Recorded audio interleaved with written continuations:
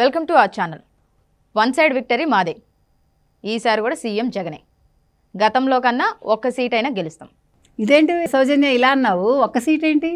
23 MP స్థానాలు కూడా మావేనండి. అంటే 175కి ఒక్క సీటే గెలుస్తారా మీరు? అంటే ఇవి నేను అంటున్న మాటలు కాదు, మన గుడ్డు మంత్రి గుడివాడ అమర్నాథ్ అంటున్న వ్యాఖ్యలు. దాని గురించి మీరు ఏం చెప్తారు? అంటే అవాక్కయ్యారని అర్థం అవుతుంది, మరి ఆయన అంటం వెనుక అర్థం ఏంటంటారు? గుడ్డు మంత్రి గారు చెప్పాక గుడ్డుగానే ఉంటుంది అది. ఎందుకంటే ఆయన ఒక సీటు అన్నాడంటే అంటే గతంలో కంటే ఒక సీట్ అన్నాడా, అది సంగతి. ఆయన చెప్పడంలో ఏమైనా పాపం లేకపోతే ఆయన భావం అర్థం కాక ఇలా రాశారో మనకు తెలియదు. ఏదేమైనా ఆయన ఖచ్చితంగా కరెక్ట్గానే చెప్పుకున్నాడు ఆయన. ఇప్పుడు వారు వన్ సైడ్ అనుకున్నాం కదా, వాళ్ళు దాన్ని వాళ్ళకి ఆపాదించుకుంటున్నారు.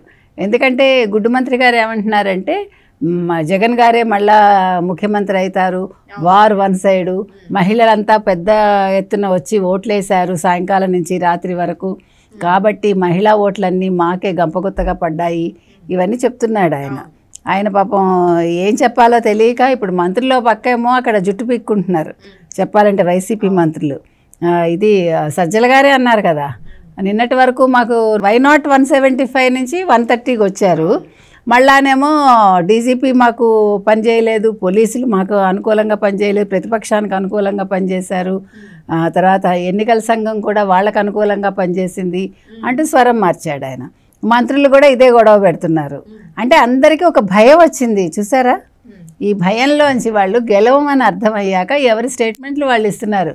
సర్లే స్టేట్మెంటే కదా పడుంటుంది, ఒకవేళ నెగ్గితే మళ్ళా జగన్మోహన్ రెడ్డి దృష్టిలో పడచ్చని ఇవన్నీ. అంటే మీరు అన్నట్టు భయంతో పాటు నమ్మకం కూడా వచ్చేసింది, మేము గెలవము అని. ఖచ్చితంగా అదే. కాకపోతే ఎక్కడో చిన్న కొన ఊపిరి అన్నట్టుగా చిన్న ఆశ ఉంటుంది కదా.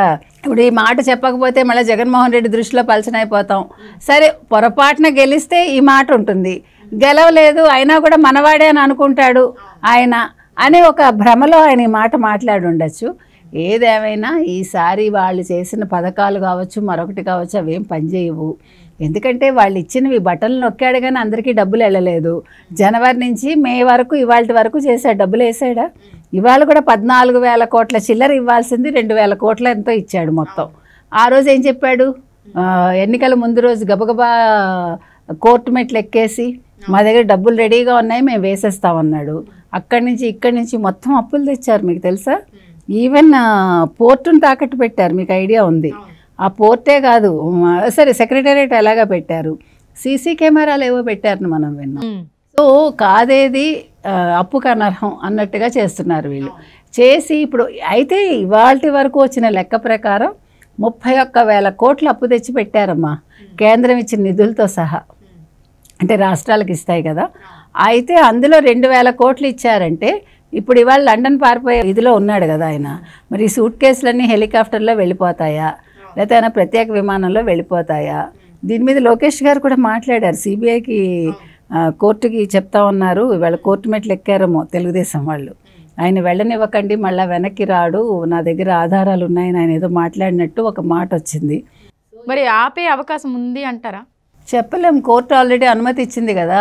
సిబిఐ కూడా ఆపమని చెప్పింది కానీ కోర్టు ఇంతకుముందు కూడా వెళ్ళారు కదా వాళ్ళు అని కన్సిడర్ చేశారు. కాబట్టి మనం కోర్టు విషయాల్లో మనం మాట్లాడకూడదు కదా ఎక్కువగా. అవి ఏది ఎలా ఉన్నా కూడా ఖచ్చితంగా వైసీపీ ఓడిపోతుందని వాళ్ళకి అర్థమైందమ్మా. అంబటి రాంబాబు గారేమో నాకు మళ్ళీ రీపోలింగ్ పెట్టమంటున్నాడు.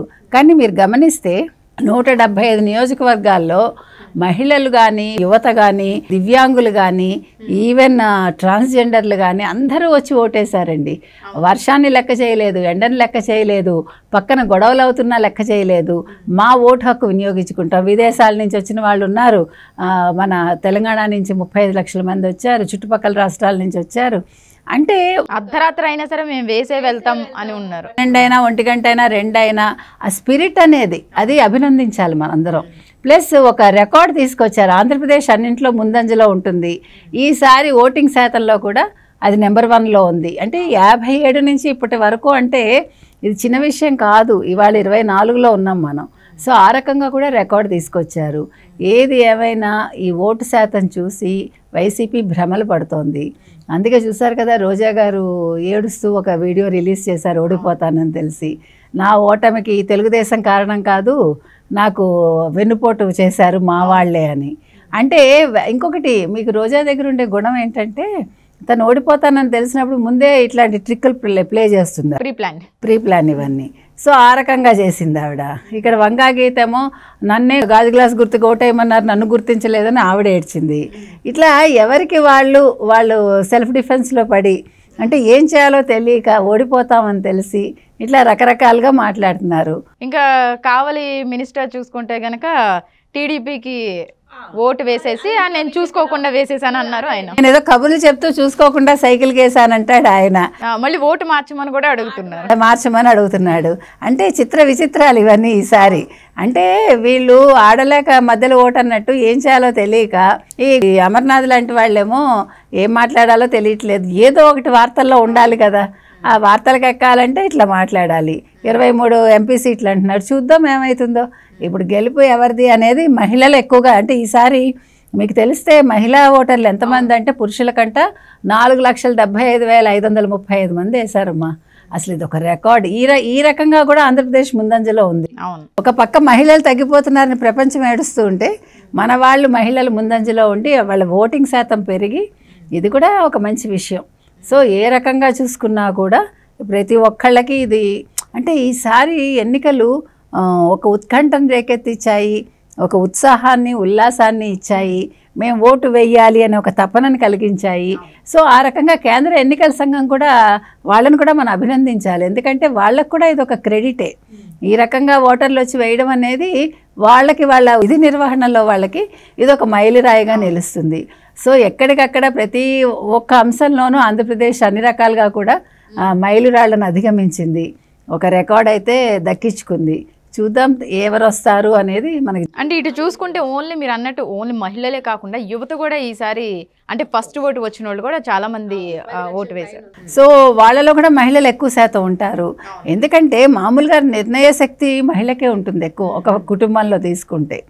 ఆ రకంగా కూడా అంటే వీళ్ళేదో మేము పథకాలు ఇచ్చామన్నా కూడా మీకు చంద్రబాబు నాయుడు గారు ఇచ్చిన 3 సిలిండర్లు ఉచితంగా సంవత్సరానికి, తర్వాత ఏమో ఉచిత బస్సు ప్రయాణం, ఇవన్నీ డెఫినెట్గా మహిళల్ని ఆకర్షిస్తాయి.